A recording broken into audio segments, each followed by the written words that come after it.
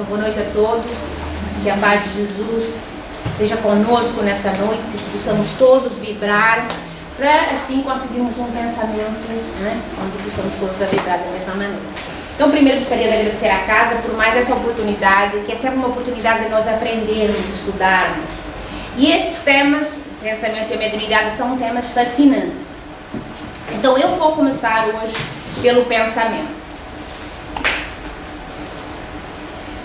Então, o pensamento, nós normalmente pensamos o que é o pensamento. Todos nós pensamos, é um ato o quê? Nós precisamos pensar, é um ato mecânico. Nós estamos sempre pensando, mas muito pouco pensamos ou nos questionamos o que é o pensamento. Então, Kardec nos diz isso. O pensamento é atributo característico do ser espiritual. É ele que distingue o espírito da matéria. Sem o pensamento, o espírito não seria espírito. Então, distingue o espírito da matéria.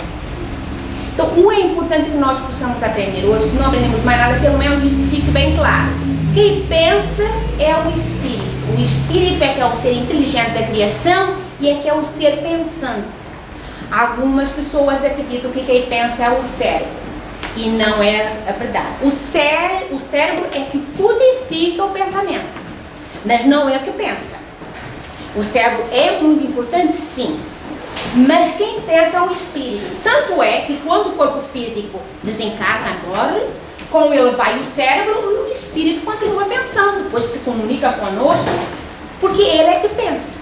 Então, Kardec faz nos elucida sobre esse aspecto. Todos respiramos num oceano de ondas mentais, com o impositivo de ajustá-las em benefício próprio. Vasto mar de vibrações permutadas. Emitimos forças e recebemos-las. O pensamento vige na base desse inevitável sistema de trocas. Queremos ou não, afetamos os outros e os outros nos afetam pelo mecanismo das ideias criadas por nós mesmos. Então, Emmanuel, na introdução do Sinal Verde de André Luiz, nos elucida e fala: nós todos respiramos num oceano de ondas mentais. Como será isso? Nós vamos imaginar o que é o oceano. O oceano tem água. Como é que vêm as ondas no mar? Elas vêm na praia e depois voltam. Como é que será esse oceano de ondas mentais? Então, significa que quando nós emitimos um pensamento, ele vai no destino, a quem nós estamos emitindo, e automaticamente vai voltar para nós, assim como as ondas do mar. Né? E ele continua dizendo, é um sistema de trocas. Então, não adianta a gente pensar mal do outro e achar que vai voltar coisa boa para nós, porque não funciona, não é assim. Nós não semeamos couves e vamos plantar rosas, não vamos plantar couves e colher rosas, não é comum. Se plantarmos couves, vamos colher couves. Então, se nós semearmos os pensamentos, se mandarmos pensamentos negativos, é esse mesmo negativismo que vai voltar para nós. Por isso, é sistema de trocas. Então, ele fala, afetamos os outros e os outros nos afetam. Então, às vezes a gente pensa que é boazinha, eu fico aqui, hoje foi falado de máscara muito aqui, né? Eu sou uma boa pessoa, né? Estou sempre sorrindo. Então, nós já aprendemos que não devemos ser mal criados com os outros. Mas ainda nos sentimos do direito de pensar mal dos outros. E muitas vezes o fizemos. Porque achamos que ninguém está vendo. Pura ilusão. Porque ao emitirmos o pensamento tem uma qualidade que diríamos de uma substância plástica. E ela se fixa no ar, que seria o que no espiritismo a gente conhece como ideias, como é que eles dão? Exatamente. Né? Então nós criamos e elas ficam no ar. Os espíritos as conseguem ver. E os médiuns muito sensíveis também conseguem ver isso. Nós vamos ver que no livro de André Luiz, ele conta uma história de um rapaz que se apaixona, que é casado, tem uma família e se apaixona por uma outra pessoa e começa a ter um romance com essa pessoa. Então ele começa a pensar como é que ele vai se livrar da mulher. Então ele começa na cabeça dele a criar uma ideia, como é que vai matá-la. E nessa hora, ele está sentado à mesa, já criando o crime, e o filho dele, muito pequenino, se apercebe do que ele está criando, e diz: papai, você vai matar a mamãe? E ele treme. Então, aquela criança conseguiu ver o pensamento que o pai estava emitindo, assim como os espíritos. Então, às vezes, nós dizemos assim no espiritismo: dizes-me o que pensas e te direi com quem andas. Por quê? Porque nós emitimos esses pensamentos, e esses pensamentos estão sendo vistos pelos espíritos. E às vezes a gente fica com aquela cara de santo, a gente está tudo certo, está muito bem, está muito bonzinho, e no entanto sofre com uma obsessão terrível. E achando que a culpa é do espírito, porque olha como eu sou bom. Ninguém é vítima. Então nós, muitas vezes, é que atraímos os espíritos através do nosso pensamento, e eles se aproximam de nós por causa dessa conexão mental, porque nós podemos enganar-nos aqui a nós. Eu posso falar muito bem, ser muito simpática com todos vocês, mas no meu mundo, aquilo que eu estou pensando, vocês ainda não conseguem ver. Pelo menos eu acredito todos. Eu espero. Agora, no entanto, os espíritos estão vendo. Olha lá, está falando uma coisa, mas faz outra, né? E é assim que eles nos conhecem muito mais do que nós podemos imaginar. Então, como é que fica essa história de afetarmos os outros? Se estamos sempre afetando os outros, porque o pensamento ele vai e ele vai afetar a quem nós estamos dirigindo. Então, se ele for bom, ótimo. Se ele for ruim, muito mal. Tanto para a pessoa quanto para nós. E quanto para todo o nosso sistema psíquico, todo o nosso ambiente psíquico onde nós vivemos, né? O pensamento é uma força dinâmica que atua sobre os fluidos ambientes, sendo estes o seu veículo. Esses fluidos nos trazem o pensamento, como o ar nos traz o som. Como é que acontece então isso? Nós ficamos pensando, né? Eu penso, e o pensamento, como os espíritos nos dizem, ele é muito mais rápido que a velocidade da luz. Ele vai muito mais, uma velocidade muito maior, superior à da luz.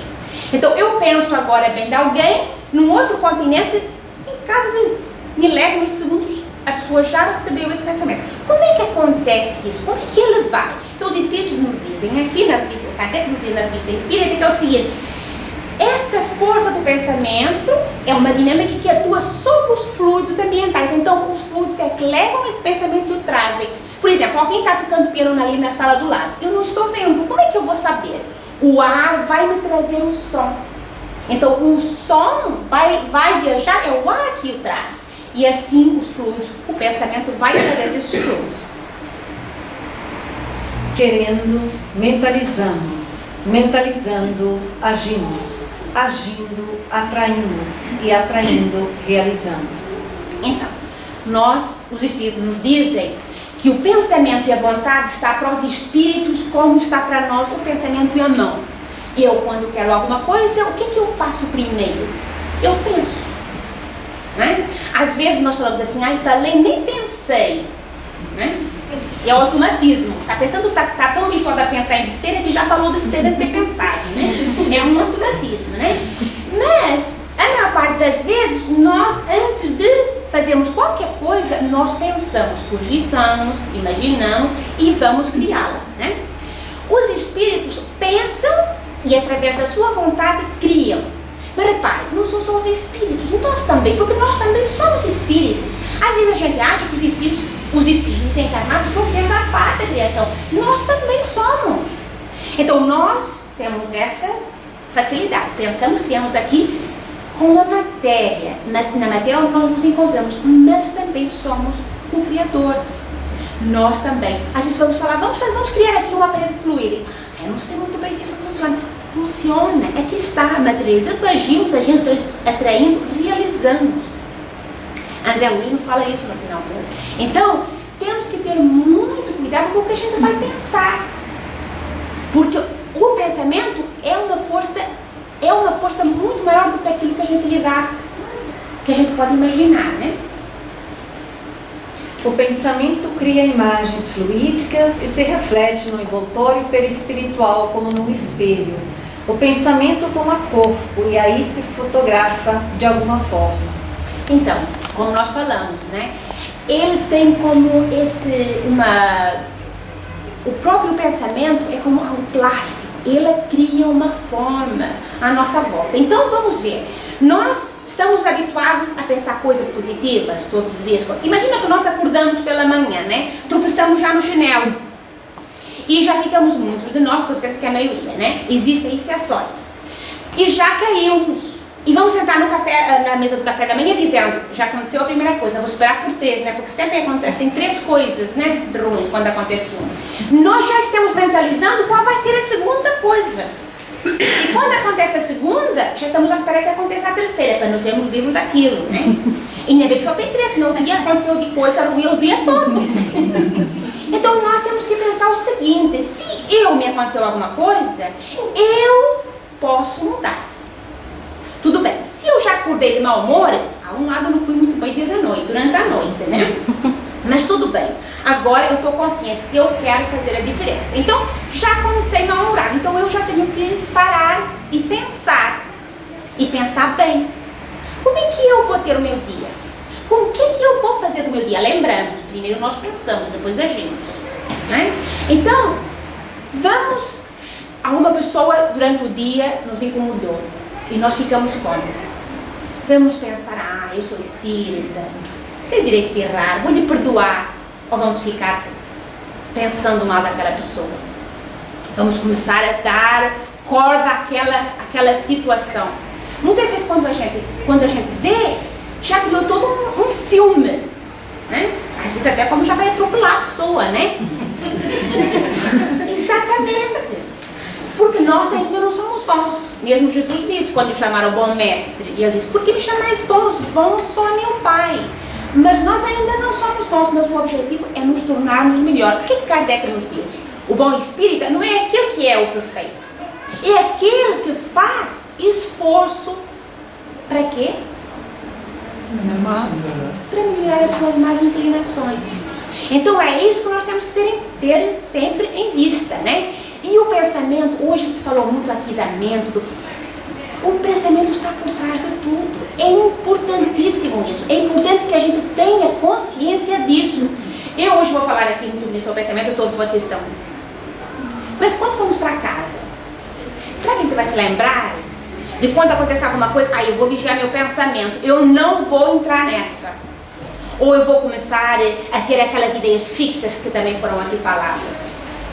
O que acontece com as ideias fixas? Vai ser a origem de uma obsessão. Às vezes uma pessoa falou alguma coisa para mim, eu não gostei do que ela falou, mas a pessoa nem sabe que falou alguma coisa que eu não gostei. Mas eu já começo a criar uma história. Ela não gosta de mim, então eu não vou gostar dela, porque eu sou espírita, né? Então eu sou muito caridoso, né? Eu sei que não devo, mas eu ainda não consigo. Então eu vou começar a criar. E aí daqui a pouco eu já não estou nem conversando com a pessoa. E a pessoa nem está sabendo. Sou eu que estou criando uma história. Nós temos que ter humildade, gente. Nós temos que chegar, se uma pessoa falou alguma coisa para nós que nós não gostamos, o que Jesus nos ensinou? Vai, te reconcilia com o teu amigo, com o teu irmão, enquanto estás a caminho. Então nós precisamos de humildade. Porque às vezes a gente tem medo, eu vou falar com ele, mas aí vai virar a cara, mas não sei o que é? O orgulho que hoje foi falado aqui. Nós temos que ser humildes. E a humildade é ter humildade, não só quando a pessoa errou para conosco, mas quando nós erramos para com ela.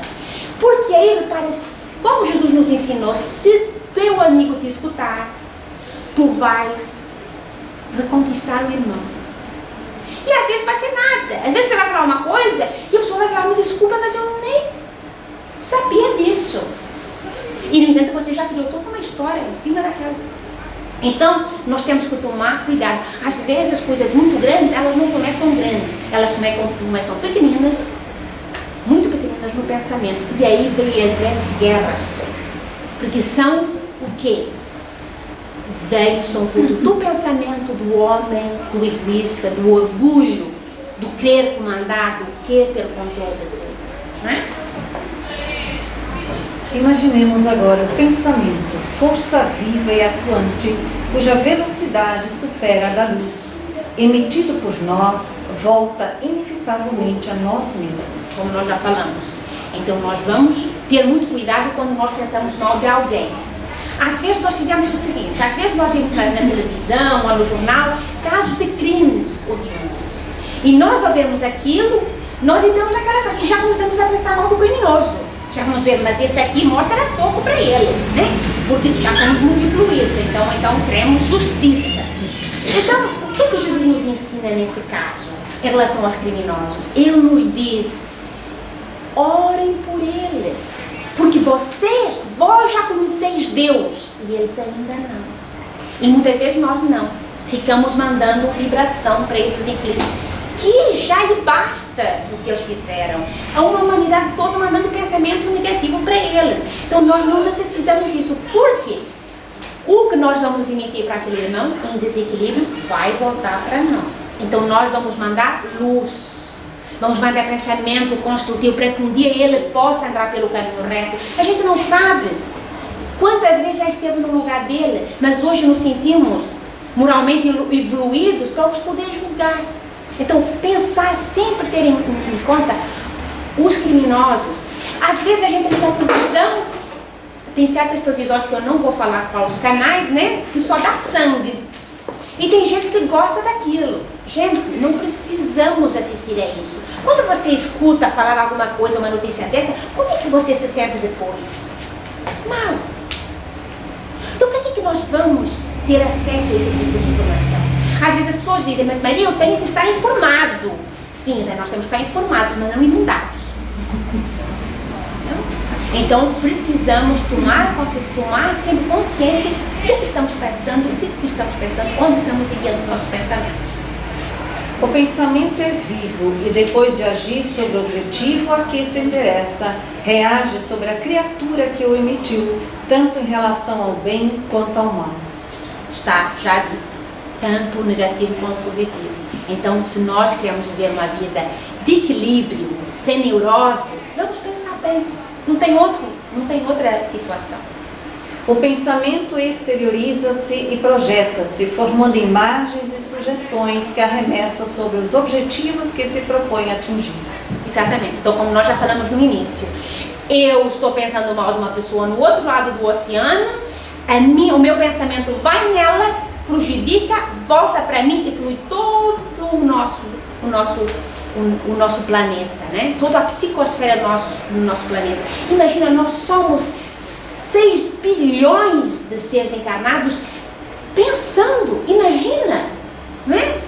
E isso afeta, no início nós vimos aqui, afeta os outros, afeta onde nós vivemos. Por que vocês acham que o nosso planeta está do jeito que está? Nós somos responsáveis. O que acontece é que às vezes nós queremos dar essa responsabilidade ao dirigente, ao presidente da república, ao primeiro-ministro, porque essa é a questão de gente, nós temos a nossa responsabilidade. Nós somos espíritos que estamos povoando a humanidade. Então o que nós pensamos sim, afeta os outros, seja bom ou seja mal. Quando benigno e edificante, ajusta-se às leis que nos regem, criando harmonia e felicidade. Todavia, quando desequilibrado e deprimente, estabelece aflição e ruína. A química mental vive na base de todas as transformações, porque realmente evoluímos em profunda comunhão telepática com todos aqueles encarnados ou desencarnados que se afinam conosco. Exatamente, como já foi falado aqui hoje, né? Então, quem vai estar, independentemente daquilo que a gente está pensando, vão se afinar conosco aqueles que estão na mesma faixa vibratória. Então, eu estou aqui, estou pensando mal ou estou pensando bem. Quem vai se aproximar de mim é aquele que vai estar na mesma faixa. Às vezes as pessoas falam assim, ai, mas eu não sei, aquela pessoa é tão ruim, e tudo parece que a vida lhe sorri. Tudo acontece com ele, gente, aos nossos olhos. Talvez materialmente, aos nossos olhos, a pessoa pode estar muito bem na vida, mas é impossível você agir mal, pensar mal e estar bem. Não é compatível. Isso é uma coisa que nós temos que pensar, e nós também temos que pensar de ter inveja dos outros. Cada um tem o que merece, não é assim que nós aprendemos? Então, não vamos pensar, porque a pessoa é ruim, ó, é ruim, tudo bom, e eu aqui que sou boazinha, olha como a minha vida não anda para frente. Gente, nós temos que olhar para nós. Se alguma coisa não está certo na minha vida, eu tenho que ver o que eu estou fazendo de errado, não culpar o outro. Né? Então, nós temos que pensar muito bem em tudo que a gente pensa e logo em tudo aquilo que a gente faz. Então eu falo, ação pelos encarnados e desencarnados que se afinam conosco. Então no caso da obsessão, por exemplo, nós não vamos passar por uma obsessão porque a gente é boazinho. Não se iludam nesse sentido. Se nós estamos passando por um processo de obsessão, ou é por expiação de alguma coisa que já fizemos com o espírito do outro lado, mas reparem, ele só se liga a nós por causa da nossa afinidade, que tem afinidade conosco. Se nós evoluirmos, ele já não nos chega, já não consegue entrar em contato conosco. Então é para nós tomarmos consciência disso. Pelo pensamento, nós nos libertamos ou nos escravizamos. Pode passar a próxima. Saúde. A mente é mais poderosa para instalar doenças e desarmonias do que todas as bactérias e vírus conhecidos. Então aqui Emmanuel nos diz, amor nos diz isso aqui é uma parte muito conhecida, né? E nós ficamos pensando, como é que fica o pensamento nessa história toda? Então ele diz aqui que a mente é mais poderosa em instalar doenças e desarmonias que todas as bactérias ou vírus conhecidos. Como é que acontece isso, né?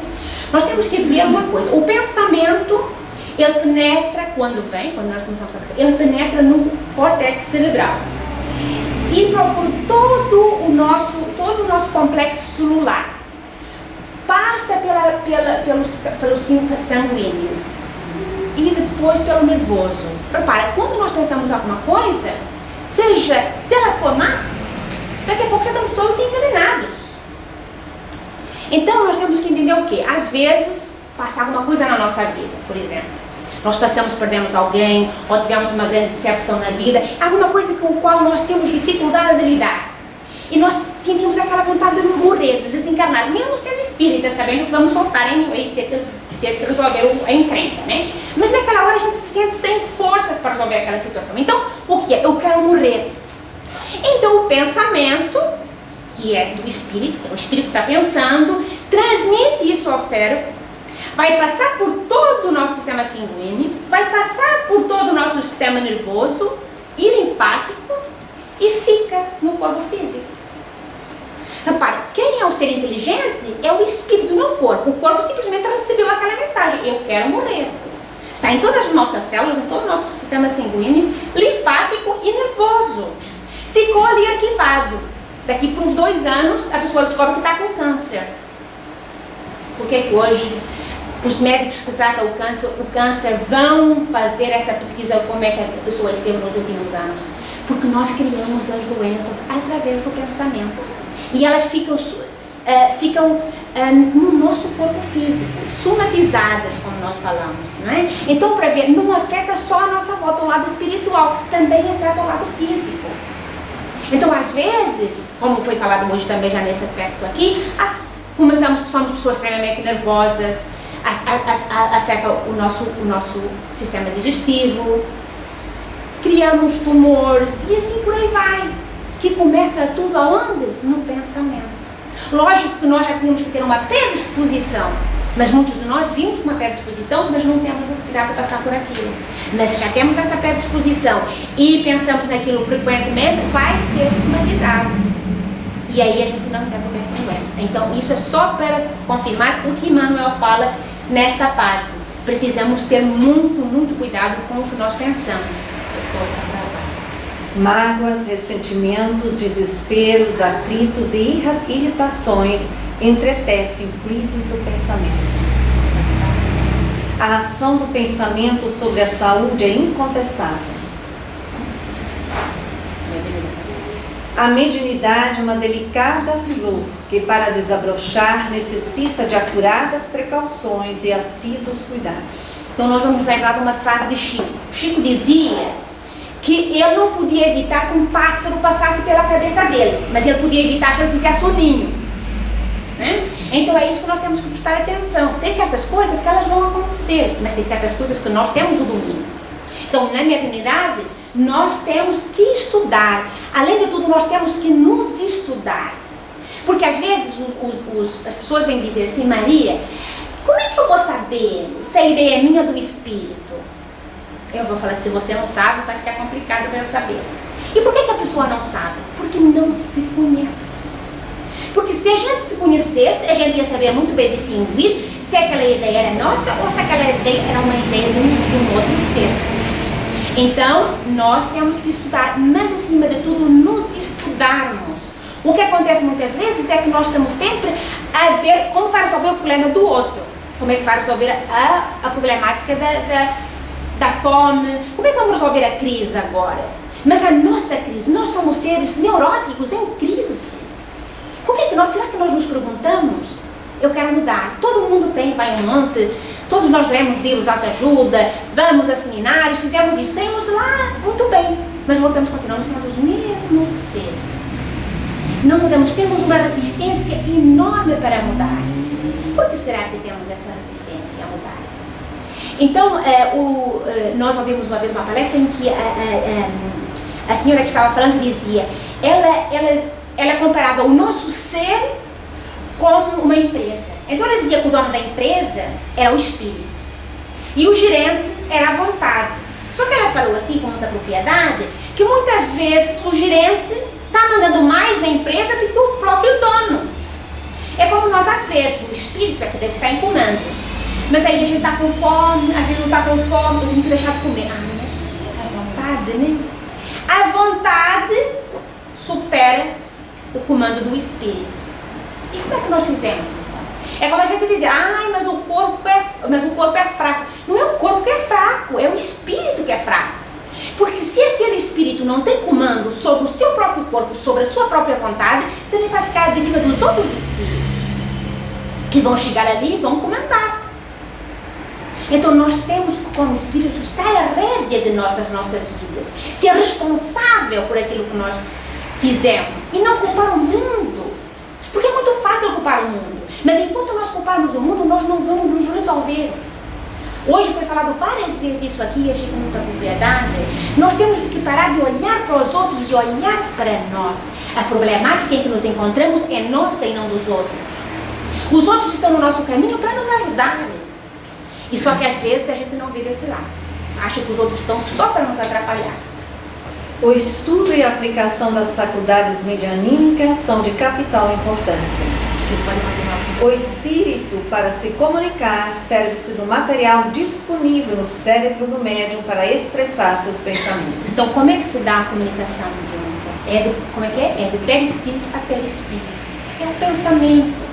Então, o médium que está ali, receptivo, vai captar o pensamento do espírito e vai passar a mensagem.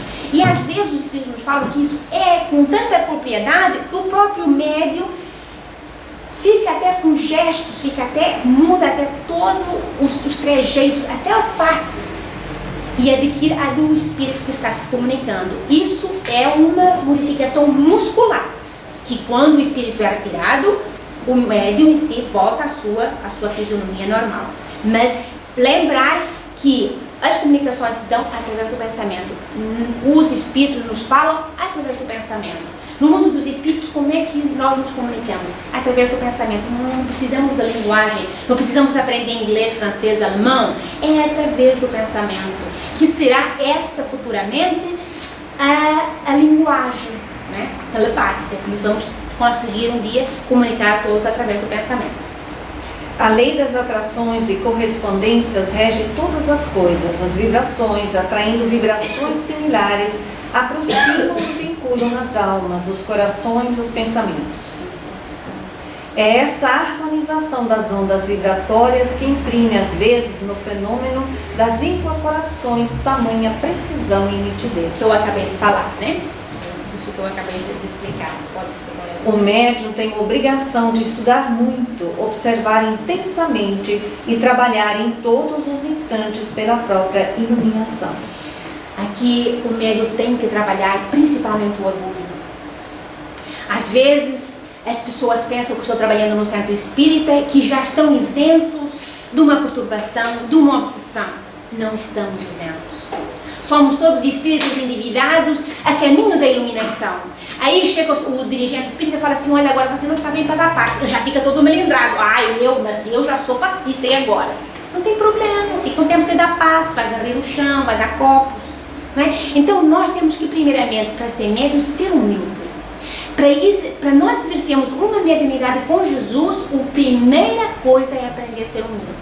Se eu fico melindrado, se eu fico desgostoso com o meu dirigente, já está no caminho errado. Lembrem sempre, é uma coisa que eu nunca canso de falar, a vaidade e o orgulho está promédio uma casca de banana. É muito fácil escorregar. Então que Jesus nos ajude todos os dias das nossas vidas a sermos bons médios, a pensarmos bem, a nos conectarmos com os bons espíritos. O que é que Kardec nos disse o que é que os espíritos nos disse quando Kardec perguntou como é que nós vamos livrar dos maus espíritos? Ele falou, atraindo os bons. E é atraindo os bons que nós precisamos para podermos evoluir. E é com o pensamento que nós vamos atrair os bons. Então, que a paz de Jesus fique conosco. Muita paz.